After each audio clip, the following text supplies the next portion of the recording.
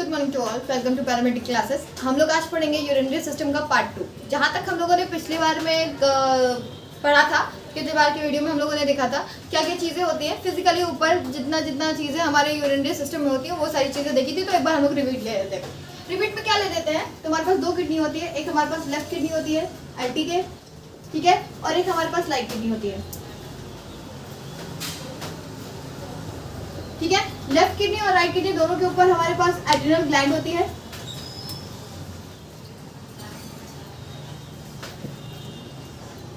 जो कि कार्टिसोल और एल्डोस्टेरोन, एड्रेनालिन ये सारे हार्मोन सिक्रेट करने का काम करती है।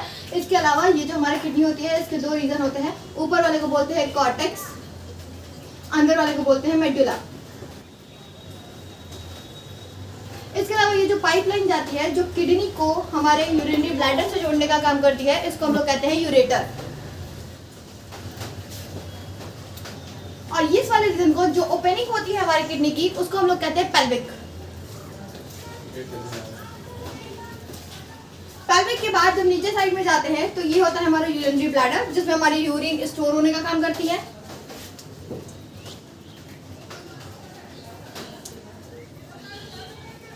और एट लास्ट होता है यूरेथ्रा। किडनी का जो भार होता है करीब 135 से 150 ग्राम के आसपास होता है, मतलब एवरेज इतना होना चाहिए according to person size. Person की किडनी साइज है उस पर डिपेंड करता है, उसके हिसाब से किडनी का साइज होता है। किडनी हमारी संख्या में दो होती है। राइट किडनी जो होती है थोड़ी सी नीचे होती है, लेफ्ट किडनी जो होती है वो थोड़ी सी ऊपर होती है। तो ऐसे करके इसका डिवाइडेशन होता है। द बेसिक फंक्शनल यूनिट जो होती है हमारी किडनी की वो होती है नेफ्रॉन। नेफ्रॉन जो होती है ये पूरा सेक्शन नेफ्रॉन कहलाता है, ठीक है। ये होता है हमारा नेफ्रॉन,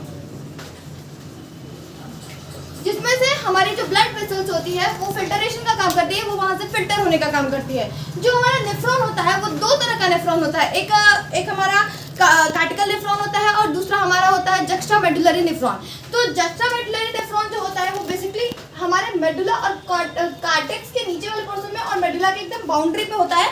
उसका हेले लूप और बाकी के वेसल्स जो होते हैं वो थोड़े से लंबे होते हैं। तो जक्स्ट्रामेडुलरी जो होता है वो थोड़ा सा लंबा पाया जाता है और जो कार्टिलेज होता है वो थोड़ा सा छोटा पाया जाता है। तो ऐसे करके नेफ्रॉन का डिवाइडेशन होता है। हमारे पास 85% जो होता है वो कार्टिकल नेफ्रॉन होते हैं और 15% जो होते हैं जक्स्ट्रामेडुलरी नेफ्रॉन होते हैं। इन नेफ्रॉन में से होता क्या है कि हमारे यहाँ से इफरेंट और एफरेंट आर्टरियोल्स होते हैं। जो हमारा एफरेंट आर्टरियोल होता है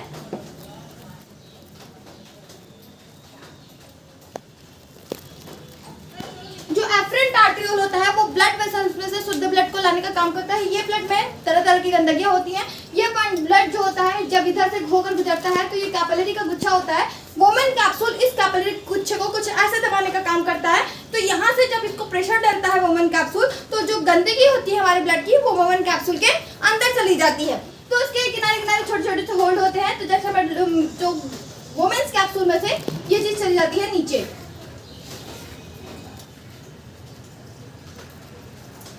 वुमेन्स कैप्सूल के बाद सिलेक्शन होता है। सिलेक्शन मतलब कौन सी चीज हमको फेंकनी है, कौन सी चीज हमको नहीं फेंकनी है। तो ये काम जो होता है ये पीसीटी में होता है। पीसीटी मतलब proximal convoluted tubules. Proximal convoluted tubules के बाद ये जो यू शेप आता है इसको हम लोग कहते हैं हेनलेज लूप।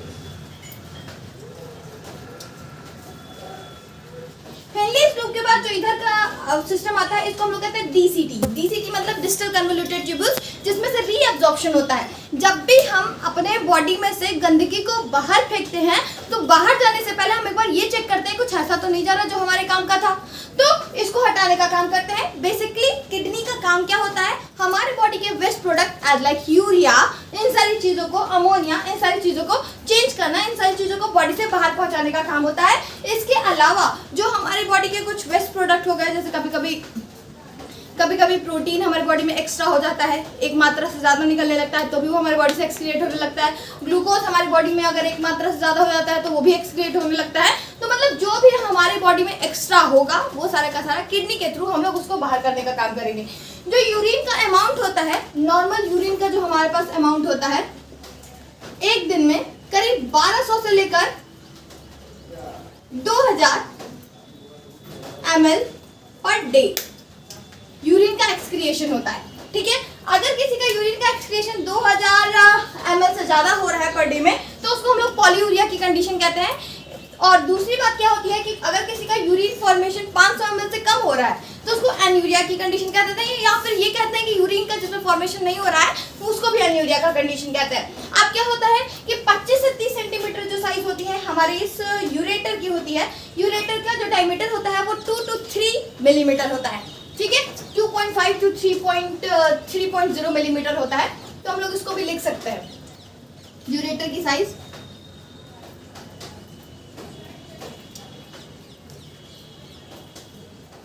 25 to 30 सेंटीमीटर लंबा होता है, लेंथ, और 2.5 to 3.0 मिलीमीटर इन डायमीटर, ठीक है। अब क्या होता है, ये इतनी ज़्यादा पतली होती है, वहाँ से हमारी यूरिन एक्सक्रीट होकर बाहर आती है। अब क्या होता है कि किडनी में स्टोन पाया जाता है। किडनी के स्टोन जो होते हैं बेसिकली ऑपरेशन के थ्रू नहीं, डायरेक्टली हम लोग उनको वॉश करके उनको धीरे धीरे गला के खत्म करने का काम करते हैं ड्यू टू मेडिसिन। अब क्या होगा कि जब अगर स्टोन गलना शुरू होगा, बहुत ज़्यादा महीन हो जाएगा, तो धीरे से यहाँ से बाहर निकलने लगेगा। कभी कभी पेल्विक रीजन से जब स्टोन बाहर निकलता रहता है तो यूरेटर में आकर फंस जाता है, तो वहाँ पे हम लोग को लेजर ट्रीटमेंट के थ्रू उसको निकालने की मेहनत करनी पड़ती है। तो ये जो हमारा वुमेन्स कैप्सूल, ये जो हमने ये पूरा डिजाइन बनाया है, ये कहाँ पे पाए जाते हैं? ये हमारे कॉर्टेक्स के अपर रीजन यहाँ पे पाए जाते हैं, या फिर हमारे जस्ट मेडुला और कॉर्टेक्स के बीच में यहाँ कहीं पे पाए जाते हैं। जो इनका मेन ब्रांच होता है डीसीडी, और ये जो मेन कलेक्टिंग डक्ट होती है, ये कलेक्टिंग डक्ट जो होती है ये इसको कलेक्ट करके इसमें से लाने का काम करती है। तो ये वाला पार्ट कहलाता है हमारा पिरामिड।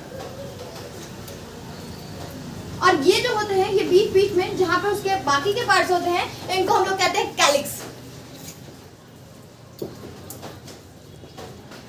कैलिक्स जो होता है वो दो तरह का होता है, एक मेजर कैलिक्स होता है और एक माइनर कैलिक्स होता है, ठीक है। एक जो होता है हमारा मेजर कैलिक्स होता है, इसको थोड़ा सा यहां लिख दे रहे हैं,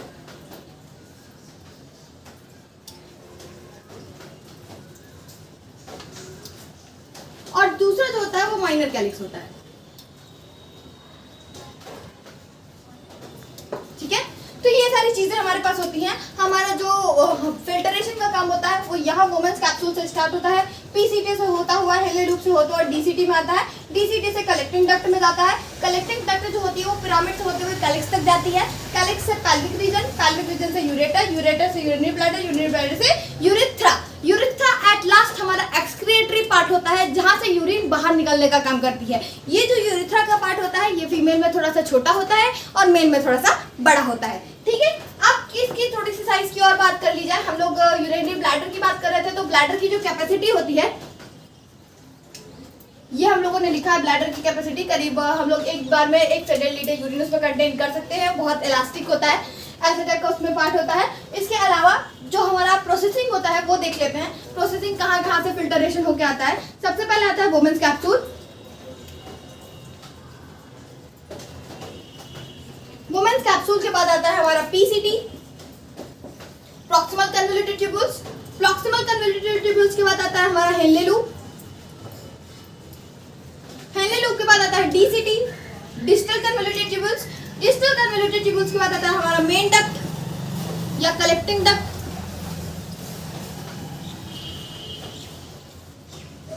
कलेक्टिंग डक्ट जो होता है वो पिरामिड से होकर गुजरता है, तो इसके बाद आता है पिरामिड, या इसी की जगह पे पिरामिड आता है सॉरी, पिरामिड के बाद आता है कैलिक्स। कैलिक्स के बाद आता है हमारा पेल्विक रीजन, ये जो ओपनिंग पार्ट होता है इसको हम लोग कहते हैं पेल्विक। पेल्विस के बाद लास्ट आता है हमारा यूरेटर। यूरेटर के बाद यूरिनरी ब्लैडर,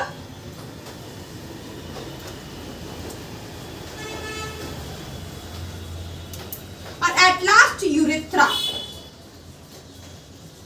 ठीक है। ये सारी चीजें होती है। इसके अलावा हमारे जो नेफ्रॉन होते हैं वो दो तरह के, एक कार्टिकल और एक जक्स्ट्रा मेडुलरी नेफ्रॉन होते हैं। तो यहाँ लिख देते हैं नेफ्रॉन जो होते हैं उसकी बाद में, नेफ्रॉन जो होता है वो दो तरह के होते हैं। एक हमारा होता है कार्टिकल नेफ्रॉन,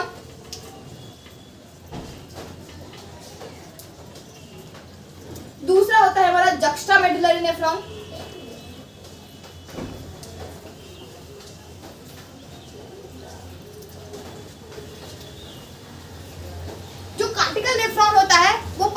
85% होता है, जैसा कि अभी हम लोगों ने समझा था, और जो जक्स्टामेडुलरी होता है वो 15% पार्ट होता है। ठीक है, तो जक्स्टामेडुलरी कहाँ पे होता है? जक्स्टामेडुलरी जस्ट इस वाले रीजन में होता है। जक्स्टामेडुलरी जस्ट इस वाले रीजन में होता है। जक्स्टामेडुलरी जो होते हैं साइज में लंबे होते हैं। ठीक है, कार्टिकल नेफ्रॉन जो होता है जस्ट इसके सरफेस पे पाया जाता है, किनारे किनारे पे पाया जाता है। हमारी एक सिंगल किडनी में मिलियंस ऑफ नेफ्रॉन पाए जाते हैं, करीब 10 मिलियन नेफ्रॉन हमारी सिंगल किडनी में पाए जाते हैं। ठीक है, तो ऐसे करके हमारी किडनी हर एक चीज को फिल्टर करने का काम करती है। एक और बात होती है कि हमारी किडनी में रीजनरेशन क्वालिटी नहीं होती है। अगर एक बार हमारी किडनी खराब होना शुरू हो गई तो हमारी किडनी का रीजनरेशन नहीं होता। मतलब एक बार अगर खराब हो गई तो उसको निकालकर चेंज करना ही हमारे पास एकमात्र उपाय बचता है। ऐसा कोई उपाय नहीं होता कि हम किडनी को रिपेयर कर ले या किडनी खुद से खुद को रिपेयर कर ले। हमारे बाकी के ऑर्गन खुद को रिपेयर कर सकते हैं, लेकिन हमारी किडनी खुद को रिपेयर नहीं करती। इसमें रीजनरेशन क्वालिटी नहीं होती है। आई होप आपको पूरी किडनी समझ में आई होगी। इसमें अगर आप कमेंट करेंगे, लाइक करेंगे, शेयर करेंगे तो मुझे अच्छा लगेगा। Okay, bye.